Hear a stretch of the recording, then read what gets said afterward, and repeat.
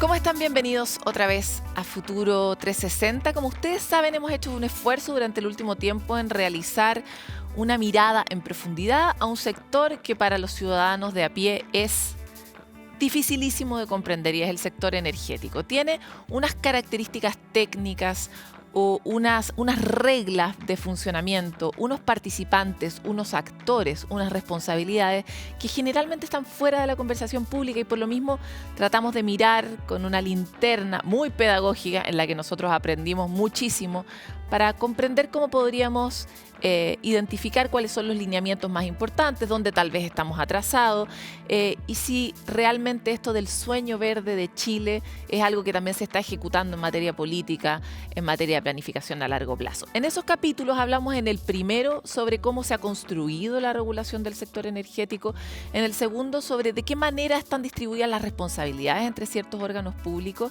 que están a cargo de llevar adelante la planificación y la ejecución de ese plan, y luego ver cuáles son los problemas que manifiesta este sistema, cómo está organizado, dónde se podría corregir y hacia dónde podríamos avanzar si realmente queremos ser la potencia verde de Latinoamérica, ni siquiera 2050, aquí a la vuelta de la esquina, que es lo que estamos diciendo hoy día al mundo y nos decimos internamente.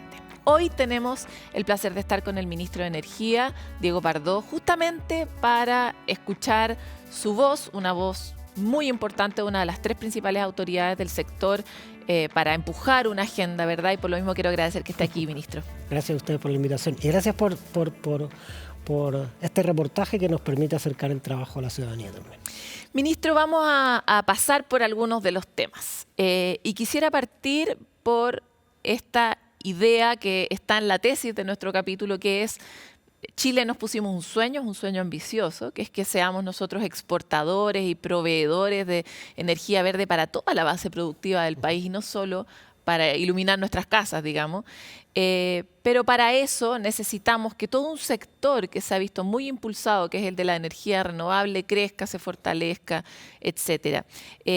Y sin embargo, hoy estamos viendo algunas piedras en ese zapato que no están permitiendo que ese sector avance lo suficiente. Incluso tenemos algunas empresas que se han manifestado en insolvencia, otras que han generado alertas, unas grandes que han señalado que ellas también. Y por lo mismo decimos, es el sueño verde de Chile. ¿Está en peligro, ministro? No, yo diría, y además también es importante transmitir que no es solo un sueño, es una realidad. Chile el año pasado inyectó un 55% de la energía inyectada al sistema de energía renovable y solo un 45% térmica. Esa repartición 55-45, muy pocos países la han conseguido. Somos pioneros, eso lo podemos decir. Somos pioneros en la región y en el mundo.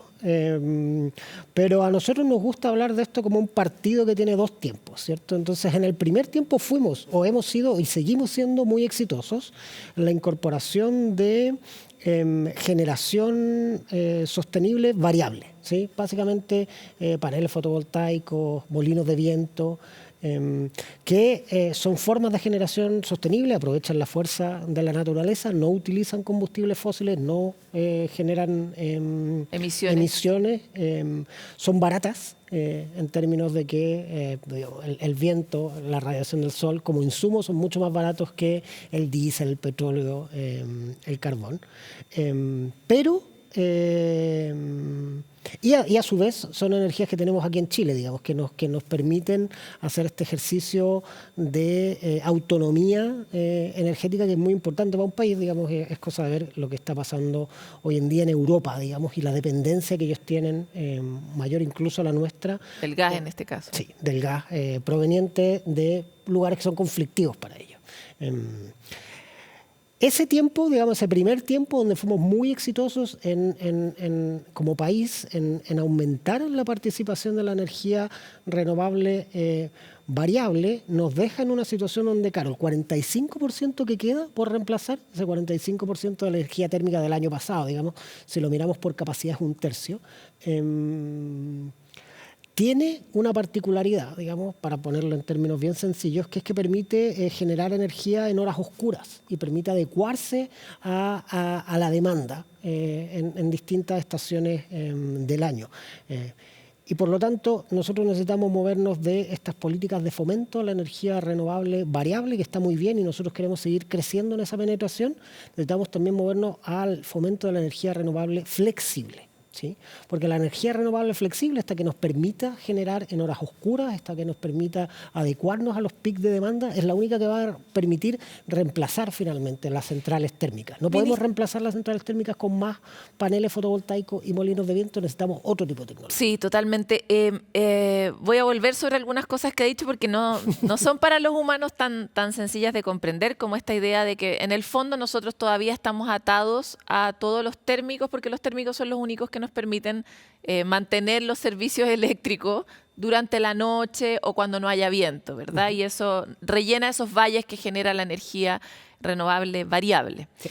En el hecho de que hoy día estemos tomando esta medida, ¿hay algún reconocimiento de que cuando se vio la primera medida hubo falencias, hubo falta de visión técnica de imaginar que la energía variable iba a variabilizar la entrega energética y por lo tanto iba a generar un riesgo? Me refiero, ¿hay algún tipo de aprendizaje, de mea culpa respecto de lo que hemos hecho antes en este primer tiempo? O sea, yo creo que efectivamente en el primer tiempo no se fomentó este otro tipo de tecnología, pero también hay que ser justos con lo que era predecible cuando estas políticas se impulsaron en el 2015, en esa época.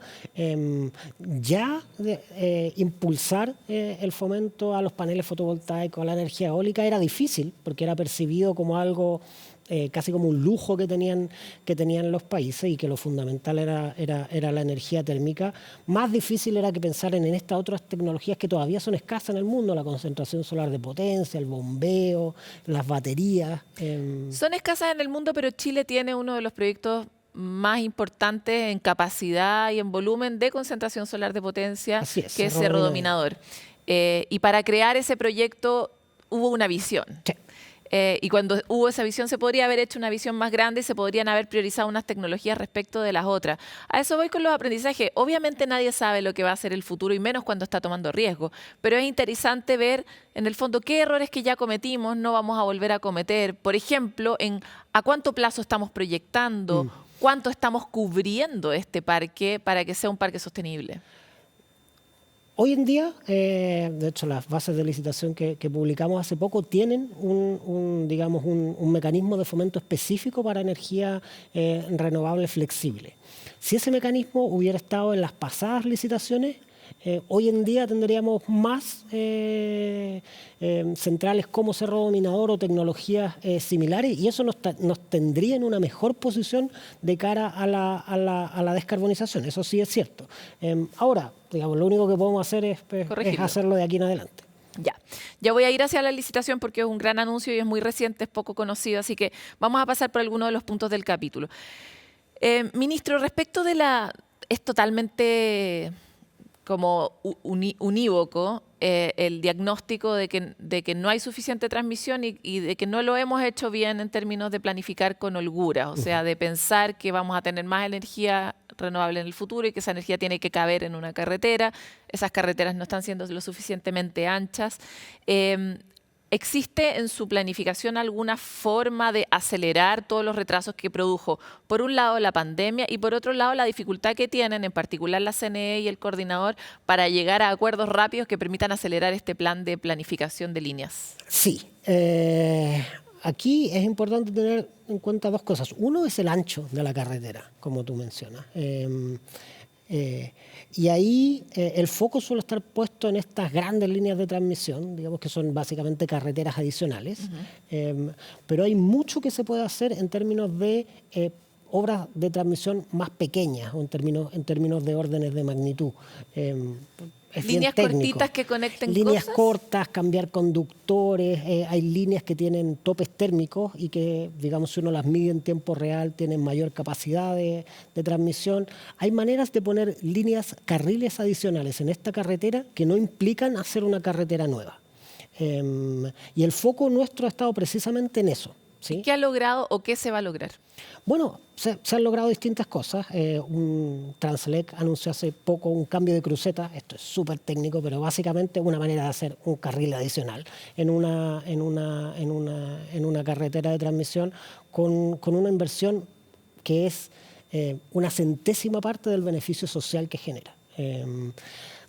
La parte de nuestra agenda de segundo tiempo contempla la evaluación de estos DLR, que son los mecanismos que miden la capacidad térmica en tiempo real, porque lo que pasa es que hay líneas que no se puede transportar más energía porque tienen un límite térmico, pero ese límite térmico es hipotético, digamos, es por diseño, pero no hay una medición en tiempo real. Cuando uno hace la medición en tiempo real con el equipo correspondiente, la capacidad aumenta. ¿Sí? Por lo tanto, vas a poder aprovechar mejor lo que ya tienes. Eso es, aprovechar mejor lo que tenemos, digamos, ponerle una línea más a la carretera, pero básicamente con la misma infraestructura. ¿Y eso va a beneficiar a las renovables? Sí, por cierto. ¿Van a poder entrar más renovables? Vamos a aumentar la capacidad de transmisión de energía renovable básicamente con la misma infraestructura que tenemos. Pero además también es importante tener en cuenta que no es solamente un tema del ancho de la carretera. Hoy en día nuestras carreteras están congestionadas 8 horas del día. Y el día tiene 24 horas. Entonces, el almacenamiento y la flexibilidad son maneras también de poder utilizar esta carretera durante todas las horas que tiene el día y no solamente durante las 8 horas solares, que es donde está la congestión. Claro, pero algo que vimos también en el reportaje es que justamente el almacenamiento ha llegado tarde. Sí. Usted mismo decía, 3 años tarde. ¿Cómo podemos acelerar el tranco para que no tengamos que esperar otros 3 años con este nivel de vertimiento, de derroche energético, podríamos decirlo en chileno, y poder acelerar y poner los incentivos para que esas tecnologías crezcan realmente rápido? Nosotros, de nuevo, en esta agenda de segundo tiempo, uno de los pilares es la promoción del almacenamiento, y eso requiere dar certezas regulatorias. Estas son inversiones, digamos, que se amortizan muy en el largo plazo y por lo tanto la manera en que se operen, el reglamento de operación, nosotros es algo que esperamos sacar durante este año, y lo mismo, digamos, con los pagos por potencia, que no, estamos en un lenguaje súper técnico, pero que son unos mecanismos de remuneración que son los que permiten a las empresas privadas, porque esto es todo inversión privada, financiar. ¿Y qué garantías les vamos a dar a esas, como país, digo, no es que me quiera meter al ministerio, como país, qué garantías les vamos a dar a esas inversiones privadas, nacionales o extranjeras, que sean, en el fondo, que sean exigibles, ¿no? Sobre todo a la luz de lo que pasó justamente con la promesa que hizo el Estado respecto de las holguras, como ¿qué va a poder saber una empresa que va a tener y cómo va a saber que esa ley se va a cumplir? A ver, igual, en términos de cómo funcionan esta infraestructura, la infraestructura de almacenamiento tiene un despliegue muy distinto a la infraestructura de transmisión. La infraestructura de transmisión en todas partes del mundo se demoran. Pues son estas son mucho más rápidas. Carreteras muy largas que, digamos, exigen comenzar con un montón de autoridades locales, obtener permisos a lo largo de un territorio relativamente extenso. El almacenamiento, y en particular el almacenamiento por baterías, también el almacenamiento criogénico, son modulares, son esencialmente equipos, container o silos que uno puede transportar de manera relativamente fácil de un lado al otro. ¿Y construir rápido también? Es que vienen construidos. Es un Lego que uno trae a Chile. Así es. Y lo pone de alguna manera en el lugar donde lo necesita. Y si de hecho en el futuro... ¿Y por qué no tenemos más si es tan fácil? Es fácil de implementar, no es tan fácil de conseguir, o sea, no es tan fácil establecer los incentivos regulatorios para que eso ocurra. Recién, a finales del año pasado, conseguimos aprobar la ley de almacenamiento con amplia mayoría. Ojalá toda esta agenda ya estuviera lista y estuviéramos 5 años atrás en el tiempo, pero no, lo único que podemos hacer es avanzar rápido. ¿Y cuándo vamos a tener ese reglamento que dé certezas a la inversión? ¿Cuál? Son dos distintos, el de potencia y el de almacenamiento. Ambos deberíamos estar dentro de este año finalizando la publicación de ambos reglamentos. Ya. Yo voy uno por uno todos los temas que tenemos, pero siguiendo en la misma línea, parte de lo que usted anunciaba en el reportaje es que se iba a meter en esas patas de los caballos que llamamos mínimo técnico, ¿verdad? Sí. El mínimo técnico es algo que claramente necesitamos para dar estabilidad al sistema, pero que le quita mucho espacio a las renovables, y el gran problema es que no existe certeza respecto de que los mínimos técnicos sean los mínimos técnicos. En esa materia específica, ¿cómo ha podido avanzar en la idea que usted mismo tenía en ese momento y cuándo también podemos ver ese resultado en términos de cuánto más se va a poder inyectar? Efectivamente, ahí yo diría que hay dos problemas, pero el principal es que hay desconfianza entre los distintos actores respecto de la manera en que se fijaron esos mínimos técnicos y hasta qué punto responden a necesidades técnicas reales. Entonces, el último proceso de auditoría se había hecho hace muchos años. Entonces, lo que estamos haciendo es haciendo un nuevo proceso de auditoría en conjunto con el Coordinador Eléctrico Nacional. En verdad, esto lo hacen ellos. Nosotros damos digamos, el apoyo político, público de esta medida, pero son ellos las que lo implementan. Eso está en nuestra agenda de segundo tiempo y fue lanzado hace algunas semanas y está en curso. Hoy día está en el proceso de recepción de antecedentes y posteriormente que se reciban esos antecedentes viene el proceso como de auditoría propiamente tal a esos mínimos técnicos. Y la idea es que esto se haga de manera completamente transparente, con asesoría técnica adecuada, cosa que los sea números... incuestionable. Eso es, los números que salgan como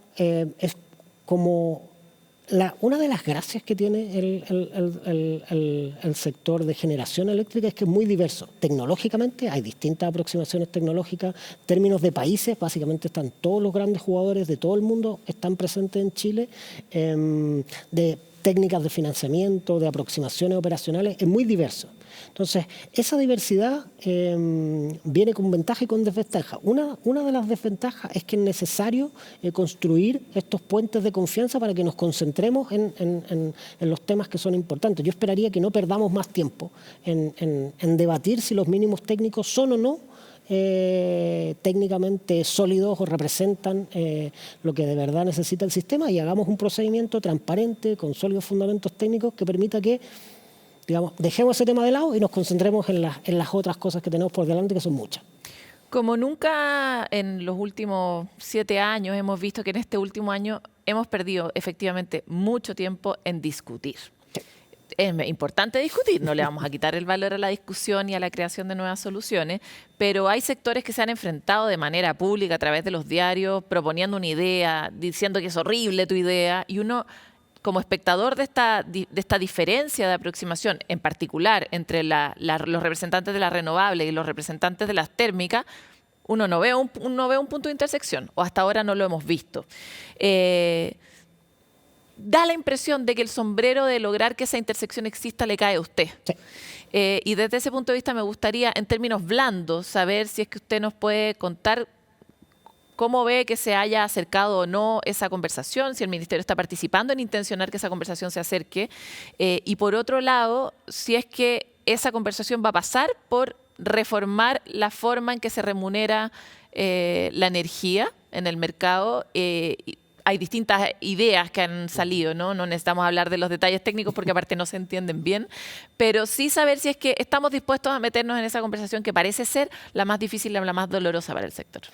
A ver, efectivamente, cuando uno lidera políticamente un sector que es tan heterogéneo, parte del trabajo es construir los puentes para que haya ese diálogo entre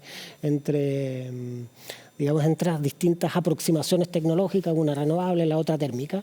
Y ese puente lo hemos ido construyendo. Ahora esto está pasando en todas partes del mundo. La alta penetración de ¿Y la energía, diferencia también? Sí, esto es bastante normal. Pasa en otras partes del mundo. En Chile está pasando, esto es más bien consecuencia del éxito del primer tiempo. El éxito del primer tiempo en la alta penetración de energía renovable genera que uno ahora empiece a tener preguntas que son más bien de lo que viene en adelante, que es cómo reemplazar la energía térmica. Cuando tú tienes un parque solar y eólico que representa, no sé, un 5, un 2% de tu matriz eléctrica, este tipo de debates no ocurren. Ese es un trabajo que estamos haciendo. Efectivamente, las posiciones estaban bastante distantes y las relaciones no pasaban por su mejor momento histórico. Pero yo creo que la descarbonización es un proceso donde todos jugamos un rol. Y la magnitud del esfuerzo exige que todos los actores involucrados participen. Y lo que yo he recibido, al menos desde que llegué hace poco más de 6 meses al Ministerio, es voluntad de avanzar en construir estos espacios comunes. ¿Pero nos vamos a meter en la reforma del mercado? La reforma del mercado mayorista. Sí, la reforma del mercado mayorista es parte de las cosas que hay que volver a discutir. Hoy, nuestro mercado mayorista es un mercado mayorista que más bien está pensado en una matriz hidrotérmica. O sea, que tiene grandes embalses y plantas de generación térmica. Esa no es la realidad que tenemos hoy en día y no es la realidad hacia la cual queremos movernos. Entonces, es natural que repensemos nuestro mercado mayorista. El mismo coordinador también acaba de licitar un estudio, digamos, para estudiar el futuro de un mercado de ofertas, cómo podría configurarse. La Comisión Nacional de Energía ya lo había hecho en su momento a través del Banco Mundial. Y la idea es tener sólidos fundamentos técnicos para sobre esa base dar la discusión de cómo es el mercado que necesitamos para futuro. Pero para eso también es muy importante despejar la coyuntura, porque cuando uno está tratando de armar una reforma que debiera durar varias décadas, hay que tratar de separar la discusión de lo que está ocurriendo actualmente. Las medidas contingentes tienen que enfrentarse con políticas más bien centradas en aquello, y lo que no podemos hacer es tratar de que nuestra reforma estructural, una reforma importante, también se preocupe de lo que está pasando hoy en día. Hay que saber navegar en 2 velocidades, que es lo mismo que pasaba con las obras de transmisión. Tenemos que ser capaces de construir en el largo plazo un sistema, una regulación que se haga cargo de que construir estas grandes obras de transmisión sea más fácil, pero también tenemos que encontrar una manera de que estos carriles adicionales que podemos generar con inversiones relativamente pequeñas, cuyo beneficio es muy grande, avance. Ministro, me queda 1 minuto y tengo 3 preguntas. No sé cómo lo va a hacer. Pero mire, 1, ¿qué va a pasar específicamente con los impuestos verdes que hasta el momento los han pagado por igual, los verdes y los no verdes? ¿Se va a corregir eso? ¿Cómo? ¿Cuándo? ¿Cuándo vamos a ver ese impacto para ver si es que se puede también poner el incentivo donde tiene que estar? Partamos por ahí, así lo más corto posible. Eso lo más corto posible, eso ya se corrigió. Eso dependía, para explicarlo, nuestro sistema de impuesto al carbono tenía una particularidad, que era este sistema de compensaciones tipo B, donde las empresas que no contaminan tenían que contribuir al financiamiento del impuesto que devengaba a las empresas que contaminan. Para explicarlo de la manera... Yo creo que lo explicó súper bien, ¿Sí? pero era raro, estamos de acuerdo. Sí, los que contaminan raro. Y los que no contaminan pagan por igual, lo que es raro. Esto era como tener una autopista donde uno tiene un auto eléctrico y un auto a combustión a diésel, y entonces el auto a combustión a diésel devenga un impuesto y el auto eléctrico tenía que contribuir a financiar el impuesto que generaba el auto. Es raro. Pero eso, digamos, efectivamente era una particularidad de nuestro sistema de impuesto a las emisiones que ya fue eliminado. Esto era parte de las cosas que incorporaba nuestra agenda de segundo tiempo y fue la primera en ocurrir. Ministro, ya no voy a poder hacer las 3. Voy a poder hacer solo las 2 y voy a hacer la última, que es... ¿Cuál es el próximo gran hito, la gran cosa que a usted le parece relevante como una medida que realmente avance hacia empujar nuestra agenda verde como país? Bueno, la última medida que acabamos de implementar, la Comisión Nacional de Energía puso a disposición de la comunidad para observaciones las bases preliminares de la próxima licitación a clientes regulados. Esta es unas bases que tienen 3 grandes cambios o innovaciones. El primero es que se dividió el país en zonas geográficas, como en tu reportaje, en el reportaje que ustedes hicieron se muestra muy bien. El riesgo de desacople es un riesgo que ha generado problemas financieros en muchas empresas renovables. La idea de dividir el país en 3 zonas permite que este riesgo de desacople se minimice. Si una empresa tiene sus activos de generación en el norte del país y simplemente quiere hacer ofertas para entregar energía en el norte del país, puede hacerlo. Si tiene activos en el centro y quiere entregar en el centro, puede hacerlo también, y en el sur también. Si quiere hacerlo a nivel nacional y asumir ese riesgo, está perfecto, también puede hacerlo. Si quiere buscar un portafolio de activos de generación para digamos, hacerlo a lo largo del país, también puede hacerlo. Pero la idea es que este riesgo de desacople no se transforme en ofertas excesivamente caras. ¿Sí? Lo que nuestro temor era que en el siguiente proceso de licitación este riesgo de desacople fuera internalizado por los participantes y entonces los precios de energía que ofrecieran subieran excesivamente. La otra modificación... Largo plazo, 20 años lo vi. Sí, son 20 años y la otra gran... 20 años lo que da certeza a los inversionistas en el fondo. Es más que los 15 años que se habían utilizado anteriormente y por lo tanto queremos también dar esa señal de largo plazo. Y por otro lado también tiene un mecanismo de fomento especial para la energía renovable flexible. Un nuevo impulso para el almacenamiento también por esta vía en el fondo. Así es. Entonces, los pilares de nuestra agenda de segundo tiempo era la promoción del almacenamiento, la flexibilización de la operación. Cada una de esas cosas se ve reflejada en los cambios que se incorporaron en las bases de Ministro, y en el 2030, ¿por qué va a ser famoso usted recordado en esta época? Yo espero ¿Va a ser su gloria? Yo espero, no sé si yo en particular, pero espero que este gobierno sea recordado por ayudar al sector energético a doblar la esquina y cimentar las bases de este segundo tiempo donde nos hacemos cargo de el gran desafío que viene enfrente, que es reemplazar la generación térmica con generación sostenible. Le quiero agradecer por estar en Futuro 360. Es tan difícil hablar de todo lo que queremos hablar que lo vamos a tener que invitar de nuevo. Encantado de venir de nuevo, cuando quieran. Es un tema complicado, lo hemos dicho, pero yo estoy segura que ustedes ven todos los reportajes de corrido y después ven esta entrevista y les va a quedar clarito cuáles son los grandes desafíos y las grandes oportunidades que tiene Chile para poder avanzar en esta materia y realmente convertirnos y consolidarnos en proveedores de energía renovable para el mundo y para otras tecnologías que realmente nos van a cambiar el rostro como país. Nosotros vamos a una pausa y volvemos con más.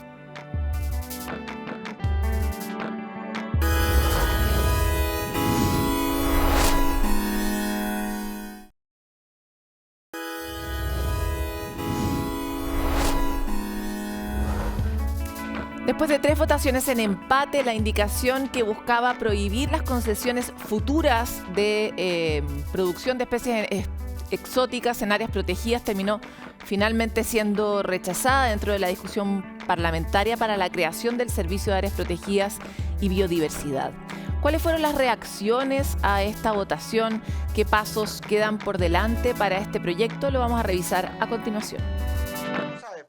Tras 13 años en el Parlamento, la Comisión Mixta despachó a sala el proyecto que crea el Servicio de Biodiversidad de Áreas Protegidas, aunque con una salvedad. Se rechazó el artículo que prohíbe las concesiones en nuevas áreas protegidas. Perder esta indicación no es el escenario que esperábamos, pero tenemos que valorar que el proyecto que crea el Servicio de Biodiversidad y Áreas Protegidas tiene más de 160 artículos y contiene fuertes resguardos para las áreas protegidas. Es un despropósito el pretender hacer una ley que protege las áreas protegidas por un lado y por otro lado poner la industria. Y es muy importante señalar que todas estas áreas protegidas no pueden poner en riesgo otras actividades que durante mucho tiempo se han ido desarrollando en determinadas zonas que hoy, a propósito de esta ley, van a quedar protegidas, que a nadie le cambien las reglas del juego. Eso es poca certeza para el país y para cualquier otra actividad. En la instancia se discutió una indicación propuesta por el Ejecutivo que buscaba excluir los futuros cultivos de especies exóticas en todas las áreas protegidas del sistema, pero no hubo acuerdo y la propuesta fue despachada sin este artículo.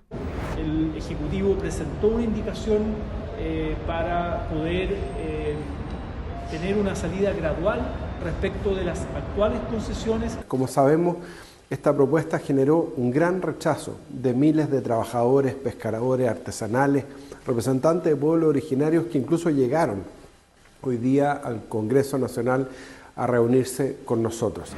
Las reacciones desde las agrupaciones e industrias implicadas son dispares. Nos deja con bastante frustración respecto de nuevamente seguir en las manos, de alguna forma, de las decisiones políticas asociadas a la industria salmonera. Se escuchó la voz de la gente del sur en que podemos abrir una nueva etapa de diálogo con las autoridades para trabajar en una visión de largo plazo. Al rechazarse la indicación del Ejecutivo, la situación queda abierta a que se puedan entregar nuevas concesiones y con eso Chile cae evidentemente en incumplimiento de los compromisos suscritos en materia de biodiversidad. El proyecto ahora será visto por la sala, mientras que si el gobierno quisiera seguir empujando esta iniciativa, podría hacerlo mediante alguna otra iniciativa legal.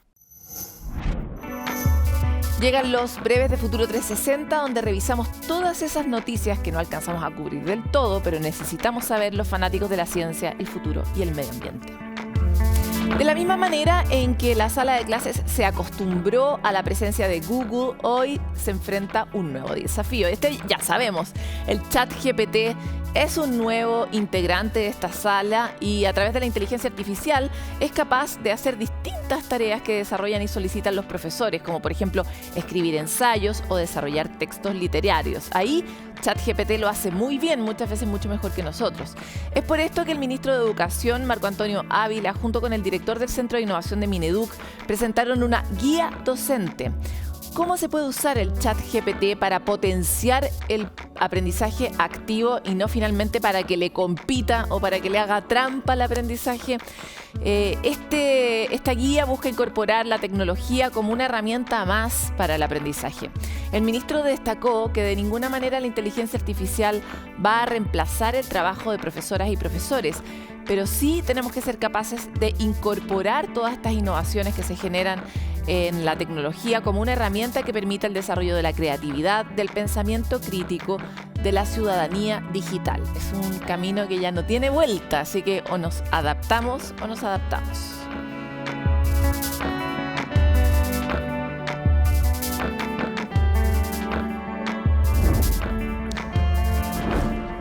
La Universidad de Concepción inauguró el Campus Naturaleza, un área de 180 hectáreas que tiene quebradas, laderas y van a ser destinadas a la conservación de biodiversidad y restauración ecológica.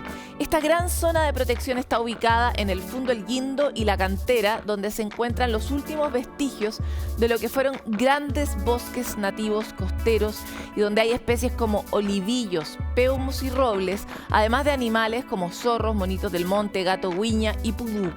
Esta es una iniciativa única en el país que mezcla la conservación de la biodiversidad, la restauración ecológica, la ciencia, la sustentabilidad y el bienestar humano, y tiene por objetivo dejar un legado biocultural a la región, el país y el planeta. Cuando se concrete este proyecto, el acceso será tanto para estudiantes de la Universidad de Concepción como para otros de otras casas de estudio. Sin embargo, los espacios se van a mantener restringidos durante la implementación del proyecto, que tiene un proceso de restauración y estudios de terreno. Grande Concepción, siempre dando cátedra en distintos ámbitos, ahora en el ámbito de la biodiversidad.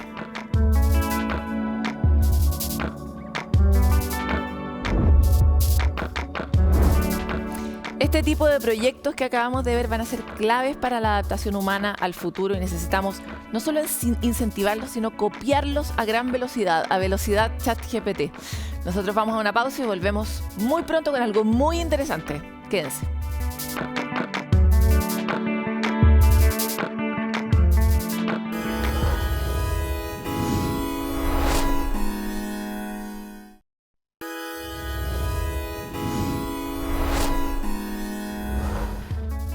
Ustedes saben que en Futuro 360 tenemos una debilidad abierta, declarada y permanente por los humedales. Bueno, imagínense nuestro nivel de debilidad por las turberas, que es un tipo de humedal, pero uno que tiene más superpoderes que ninguno. En esta semana en que se conmemora el Día Internacional de las Turberas, hemos querido hablar de este ecosistema que cubre apenas el 3% de la superficie del planeta, pero sin embargo absorbe hasta 2 veces más carbono que todos los bosques del planeta.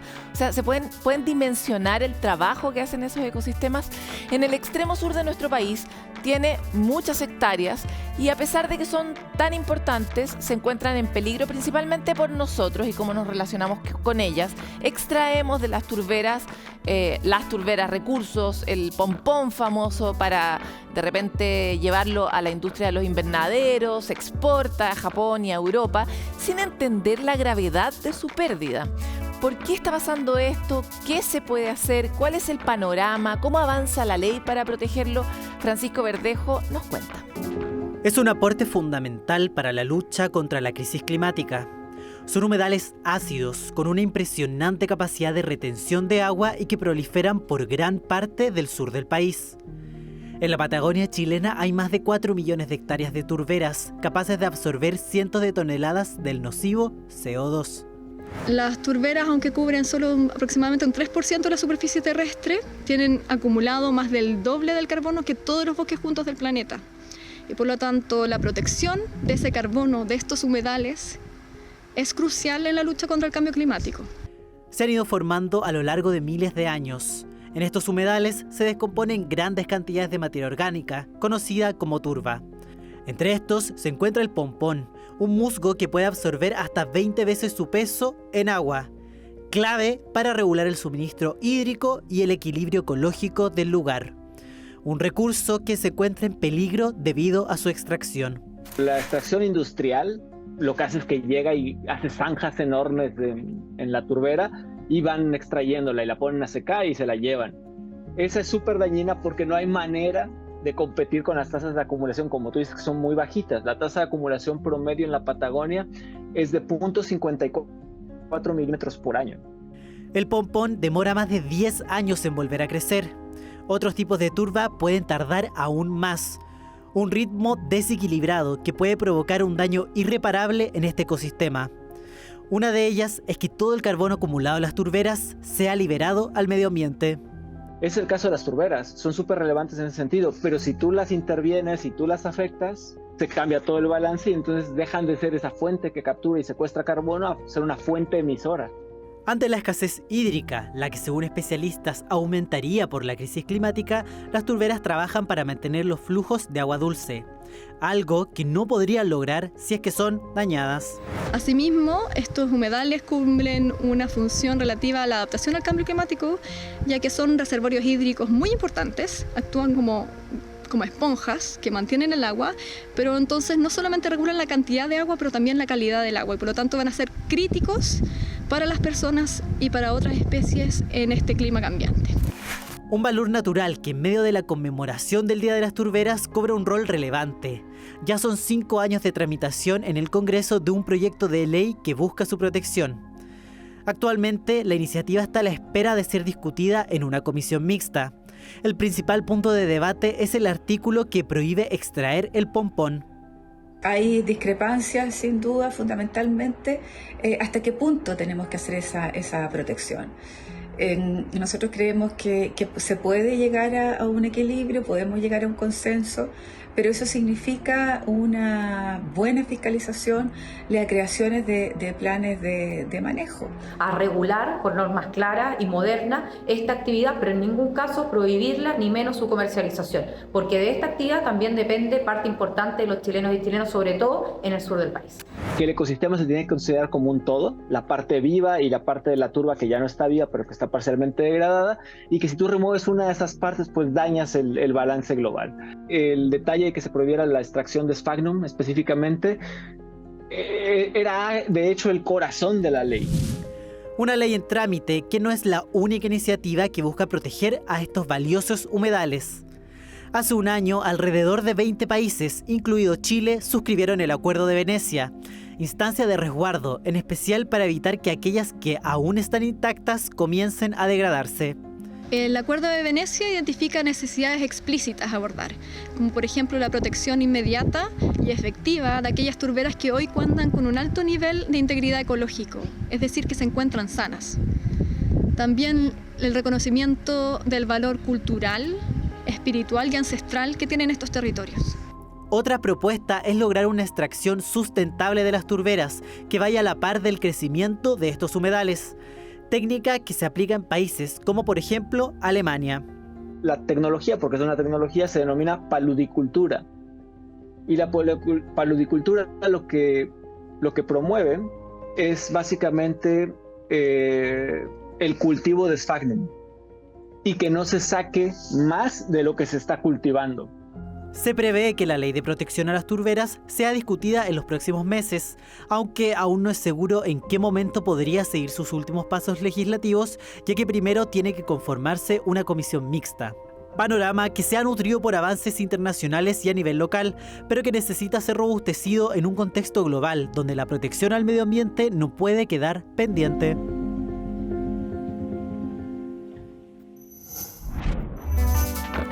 Ustedes saben que el talento también está descentralizado en nuestro país y a 1.200 kilómetros de Santiago están dos hermanos que lograron crear en una pequeña localidad de Yicaldad una idea exportable para poder proteger el bosque nativo, atentos de lo que estaba pasando justamente con el bosque que está al lado de ellos. Estos hermanos juntos crearon esta idea, la exportaron al mundo, igual como crece una semilla, se desplegaron y queremos conocer su historia. Para eso tenemos la nota de Camila Guía. Hoy, la crisis climática es el desafío más grande que la humanidad enfrenta. Este año, la CTG se transforma en el módulo tecnológico de cultivo. Una innovación que empatiza con el medio ambiente, las personas y la empresa. Vicente y Renato, 14 y 16 años. Chilotes que con este mensaje compartieron la idea de un módulo que mediante tecnología genera las condiciones propicias para que las semillas germinen, combatiendo la deforestación. Está fabricado con placas impresas en 3D, con filamento de botellas plásticas recicladas, descontaminando el ambiente. Y puede germinar y cultivar 600 semillas en medio metro cúbico. Viven en la remota localidad de Yicaldá, en la isla grande de Chiloé. Rodeados de naturaleza desde pequeños, en su diario vivir comenzaron a observar los cambios ocasionados en los bosques cercanos a su hogar. Como mi hermano y yo a veces salimos a andar en bici, nos percatamos de que se estaba perdiendo el bosque nativo. Lo bonito igual de este proyecto, que como se trabaja en familia, es como una semilla igual, pues se plantó la idea de que hay que cuidar el planeta, de que hay que preocuparse por las demás personas que puedan vivir y disfrutar lo que nosotros estamos disfrutando. Pero de verdad queremos hacer un cambio en el mundo y terminar con la deforestación, con la tala, con el cambio climático, y queremos hacer de verdad un cambio en nuestro entorno. Apoyados por sus padres, decidieron postular el proyecto de nombre CTG a la competencia de los creadores, una iniciativa de la Fundación Codea que busca fomentar la innovación y el uso de tecnologías en niños, niñas y adolescentes. La CTG los hizo a ganadores para dejar la isla y trasladarse a los más recónditos centros de investigación y universidades del mundo. En Estados Unidos compartieron su idea con Amazon, el MIT y la Universidad de Harvard. Participar en los creadores de verdad que fue algo súper maravilloso porque, como decía, uno puede conocer a jóvenes que tienen tus mismos intereses, tus mismos gustos por la tecnología, por la innovación y también por el cuidado del medio ambiente. Ahí es donde los papás debemos creer en la idea de nuestros hijos, porque todos los niños son geniales. Lo único hay que enseñar a conducir esa genialidad a que puedan hacer sus proyectos. Fue la primera vez que salían del país, probando otras tecnologías y compartiendo conocimiento. Nos ha pasado en todos los viajes, que ya van 5 viajes a Estados Unidos, que los niños y las niñas que han viajado con su proyecto, con su solución, los conectamos con alguna empresa o con alguna organización que tenga algo parecido, y nos ha pasado todas las veces que habían llegado a las mismas conclusiones. Cifras entregadas por Chile a la Organización de las Naciones Unidas para la Alimentación y la Agricultura indican que hasta 2013 27.752 hectáreas de bosque nativo se han perdido por este problema. La región de los lagos es la que está teniendo o mantiene altas tasas de deforestación de bosque nativo. Ahora, en Chiloé ha aumentado mucho. Y los bosques son ecosistemas que justamente son refugios, son hábitats, son nodriza de muchos de estos procesos. Y es que los bosques nativos de Chiloé tienen una característica única. Chiloé, el agua no viene por un sustento como tenemos en la cordillera de los Andes, que son las nieves las que se derriten y surten de agua a gran parte del territorio. Las aguas provienen entonces de las precipitaciones, de las lluvias y los humedales que van conteniendo esta agua para el uso también de la gente. Entonces, en la medida en que los bosques se van perdiendo y especialmente aquellos bosques que están cerca de los humedales pueden ir secándose. Por eso estos jóvenes ahora buscan que la idea pueda salir de la isla y comience a ser implementada en otros puntos del país. Mira, me parece genial, muy admirable que lleguen efectivamente a un centro tan importante como el MIT o una universidad tan importante como Harvard con ideas súper básicas, o sea, no básica en el sentido de simple, sino que tecnológicamente muy inteligente, un problema más que es muy importante, que es el problema de producir plantas de bosque nativo. Esa acción climática que en este caso supera las barreras del aislamiento, el centralismo y que demuestra que una buena idea puede cambiar la vida de quien la tiene y también la de sus entornos. Con el módulo tecnológico de cultivo planteemos el futuro. Hasta aquí llega este diverso y medioambiental capítulo de Futuro 360. Estamos de distintas maneras aproximándonos a nuestra posible solución a una de las más graves crisis que hemos vivido como especie, que es la crisis climática. Buscamos alternativas desde la tecnología y las oportunidades de adaptación que existen para Chile, por ejemplo, en la industria energética, pero también estas otras que son simples y parecen pequeñas, pero que hacen un cambio drástico en problemas tan graves que hemos generado nosotros mismos como la deforestación. Un viaje en este capítulo que los invitamos a seguir junto a nosotros en un momento tan importante como el que estamos viviendo para la naturaleza y el medio ambiente. Nos vemos en otro capítulo.